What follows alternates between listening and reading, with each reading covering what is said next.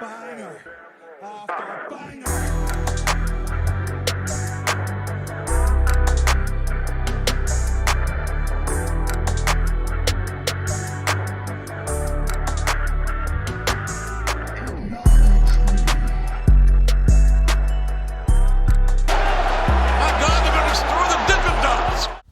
What's going on, guys? It's your boy Big Hero Chris back at you with another one. If you're new to the channel, go ahead and subscribe, give me a thumbs up, ring the notification bell, hit me up on Twitter, TikTok, the community post, man. You already know the vibes.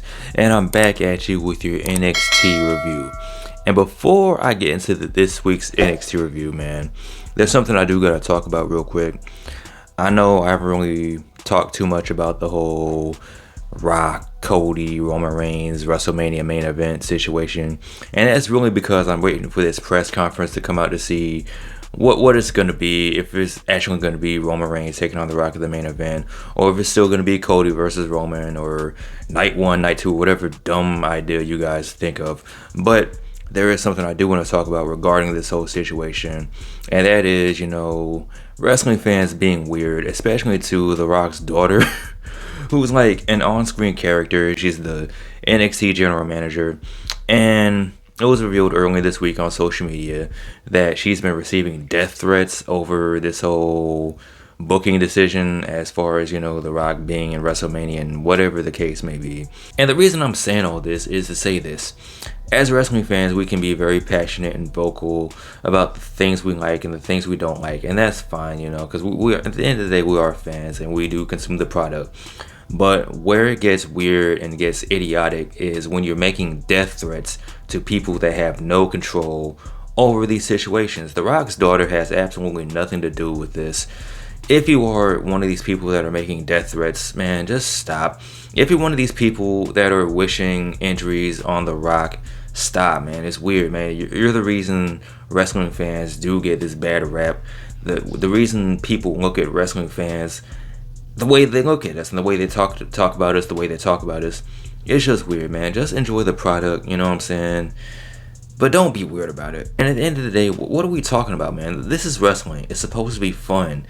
It's a scripted television show that's supposed to be entertaining, and it's supposed to be fun, man. And a lot of you guys make it weird, man.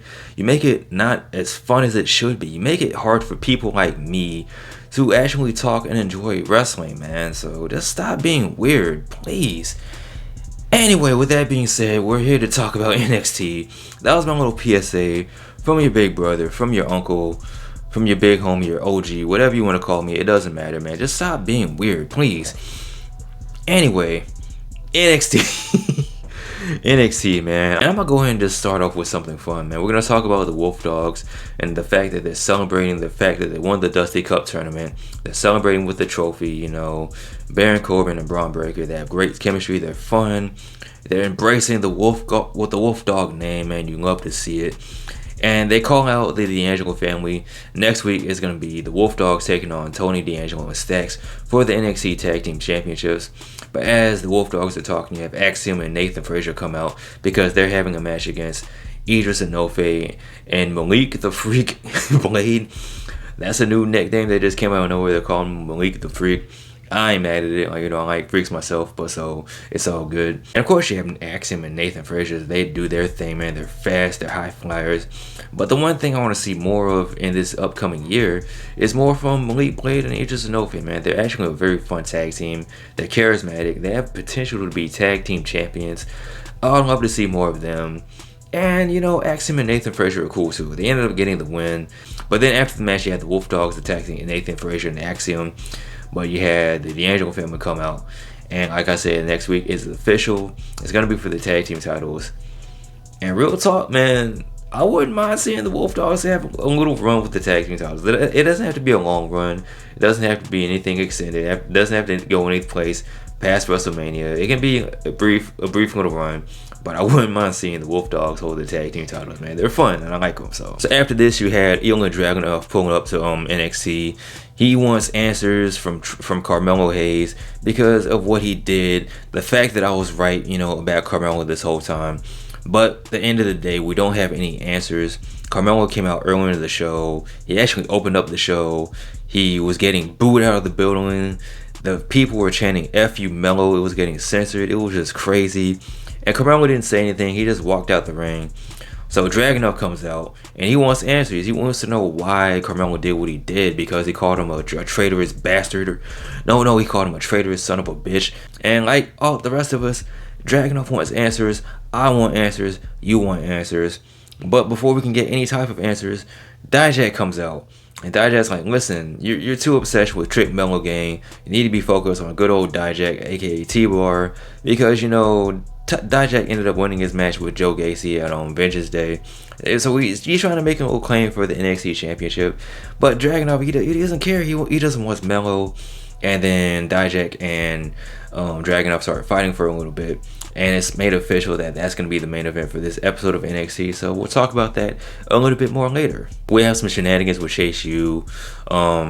Theo Hill, she wants Riley Osborne to be her Valentine. And they like each other, it's sweet, it's romantic, it's a little comic romance or whatever. So JC Jane is giving her some advice, some pretty bad advice if you ask me. And I feel and Thea Hill, you better stop playing with this boy. You better stop playing with O'Reilly, because you're gonna end up single with no Valentine for this Valentine's Day. But speaking of Riley Osborne, he takes on Lexis King, and I can't even lie to you, I kind of missed this match, not because I wasn't paying attention, not because I wasn't interested. That was something I had to take care of that kind of took my attention away from this match. But Lexis King ended up getting the win, so good for him. Not a good look for Chase U, but hopefully they can pull it around. The calendars are still doing numbers, so that's always a good look. Kalani Jordan got a pretty cool video package, and she's saying that she wants everything. She's up and coming. I'm assuming she's gonna make a run for the NXT Women's Championship in the future. But you have some haters in the back, like Kiana James and her sidekick. I can't think of her name, but they're being bona fide haters, and they're being mean to people, like the super hyperactive chick. I can't think of her name either. She's like a Thea Hill part 2, but they're just being mean. Stop being mean to these people, Kiana James and your friend. Roxanne Perez and Lola Vice had a pretty good match, Always good to see the great Lola Vice, the legend herself, making her way around NXT. And Roxanne Perez, she's doing her thing too. I keep saying it every video because it's true. And even the NXT universe is acknowledging, they're chanting "Be aggressive, be aggressive," because that's what Roxanne is doing. She's being more aggressive. She's being more vicious. She's always a little bit more fire. She's not being the nice girl anymore. She's pissed off. She's tired of, people coming in and taking opportunities away from her. And I can't blame you, go girl. She ended up getting the win because Tatum Paxley, she tried to run an interference. She actually had the Lola Vice's old NXT Breakout Tournament contract, and she was kind of making fun of Lola Vice for her failed cash in, and this ended up distracting Lola Vice. She kicked her in the Tatum Paxley in the face. And Roxanne ended up hitting the Pop Rocks to get the 1, 2, 3. So speaking of the women, you had a backstage interview with the Metaphor, and the interviewer is asking Noam Dar about, Von Wagner and Mr. Stone laying out the challenge for a tag team match between, I'm assuming, Noam Dar and Ora Mensa, I think next week. And eventually Von Wagner's going to get another shot at that Heritage Cup. But then you also have the No Quarters, I Don't Have Any Change, Orlando Blackpool Combat Club, whatever the name is. They're making a run at the Heritage Cup as well. So, you have a lot of people going for that cup. So, we'll see what old Noam Dar has up his sleeve. But speaking of the Metaphor, you had Lash Legend and Jakara Jackson taking on Fallon Henley. And I'm going to get her name right this time. Ren Sinclair. Good job. 1,000 points for Hufflepuff for me remembering that girl's name. And this was fine. This was a fine match. Lash Legend and Jakara Jackson were good as a team. And it just hit me that Jakara Jackson is cleared from injury. She I think she broke her wrist or something like that, but she's back. She's in the ring. So good for her. Good for the Metaphor. They ended up getting the win. So, not too much to talk about from this match, but, happy Black History Month because the Metaphor got the win. So that made me a happy camper. But speaking of Fallon Henley, you got the old homie, Brooks Jensen. I think I got his name right too, with his mullet and his mustache. He's trying to get some advice from his old homie Josh Briggs.